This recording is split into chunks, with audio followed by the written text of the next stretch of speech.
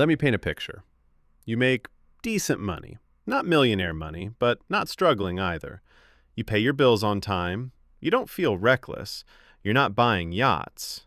And yet, at the end of the month, your savings account hasn't moved. Your credit card balance didn't go down. And somehow you're thinking, why don't I feel like I'm getting ahead?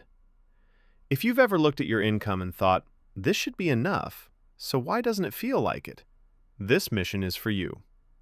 My name is David, and I spend way too much time thinking about why people earn good money but still feel financially stuck. If you're someone who makes income consistently but struggles to divide it in a way that actually builds momentum, make sure to hit the subscribe button and give this video a thumbs up if this helps you up. Here's the thing. Most budgeting systems fail because they overwhelm you. 27 categories, detailed tracking, spreadsheet paralysis, constant guilt. So people quit. And then they say, budgeting just doesn't work for me. Look, budgeting works. Complicated budgeting doesn't. This is why the 50-30-20 rule became popular. It's simple. It's structured. It gives your money lanes. But here's what most people don't realize. Most people use it wrong. At its core, the rule says 50% of your income goes to needs, 30% goes to wants, 20% goes to savings and debt payoff. That's it. Simple. But simple doesn't mean shallow. This is where it gets really interesting. The power of 50-30-20 isn't math, it's boundaries. According to the Bureau of Labor Statistics, the average American household spends roughly 33% on housing, 15% on transportation, 13% on food, 8 to 10% on insurance and healthcare, plus utilities and other fixed costs. Which means for many households, needs alone already creep toward or exceed 60%. That's the first problem. If your fixed expenses eat 60 to 70% of your income, you're not budgeting poorly. You're structurally trapped. And that's uncomfortable, but important.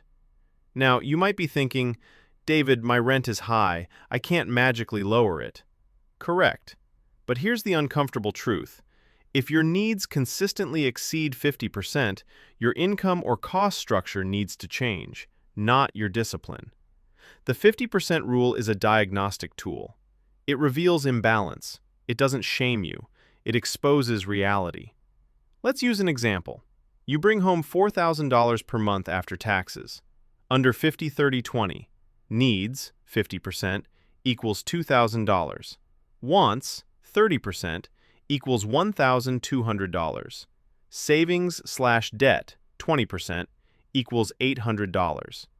Now here's what most people don't realize. The magic isn't that it adds up to $4,000. The magic is that it forces trade-offs. If your rent is $1,500 and your car is $500, you're already at $2,000. That leaves utilities, insurance, groceries, gas. You're over 50%, which means something has to adjust. Here's where psychology kicks in. People think budgeting means no fun. Wrong. The 30% category is deliberate permission. It includes eating out, streaming, travel, shopping, hobbies. Why is this powerful? Because restriction triggers rebellion. Behavioral research shows that overly restrictive financial plans fail because they increase cognitive stress and decision fatigue. When you know you have $1,200 for wants, you stop feeling guilty. You make choices, not excuses. Now we get to the part that actually moves the needle, 20%. In our $4,000 example, $800 per month. That could mean $400 to emergency fund, $200 to Roth IRA, $200 to extra debt payments. Over a year, that's $9,600. Over 5 years, $48,000, not including growth. Compound that at 7% annually, you're suddenly talking 6 figures over time. And this is where it gets really interesting. Most people don't need complicated investment strategies. They need consistent 20%. Let's be honest. It fails for 3 main reasons. They misclassify wants as needs. They don't track categories honestly. their lifestyle outpaced their income. Lifestyle inflation is the silent villain here. According to research from financial behavior studies, when income increases, spending typically increases almost proportionally unless intentionally controlled. Raise to upgrade apartment, to upgrade car, to upgrade habits. Suddenly, 20% disappears. Think of your income like a pizza. 50% feeds survival, 30% feeds enjoyment, 20% feeds the future. If you keep eating the future slice because you're hungry now, you'll starve later. Now, you might be thinking, David, what if I can't hit 20% right now? Fair. Start with 10%, then 15%. The rule is a target, not a moral judgment. The key is movement. Here's what most people don't realize. Going from 0% to 10% is more powerful than going from 20% to 25%. Momentum matters more than perfection. How to implement this today, step by step. Step 1. Calculate your true take-home pay. Step 2.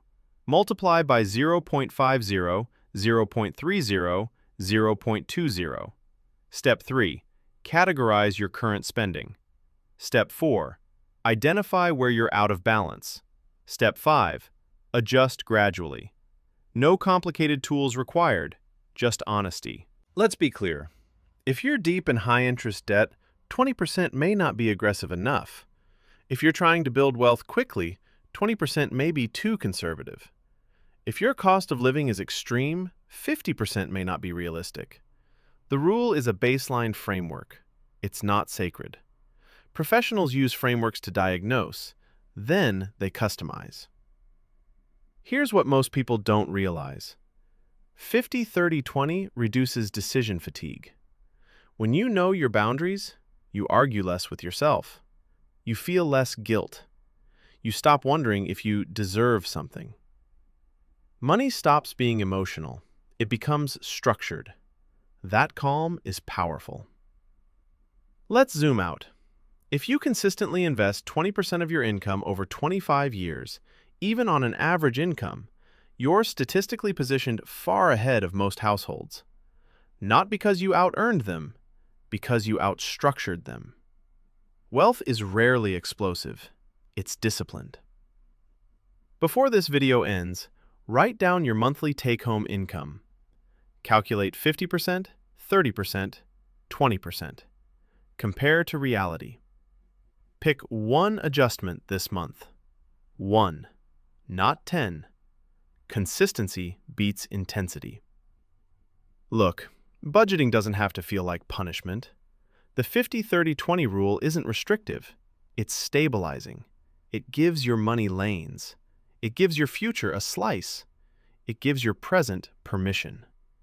If you want to stop feeling stuck despite earning income, this framework is your starting line. If this mission helped you, hit subscribe. If you've ever wondered why your income didn't translate into progress, give this video a thumbs up. And remember, financial control isn't about making more. It's about directing what you already make. I'll see you in the next mission.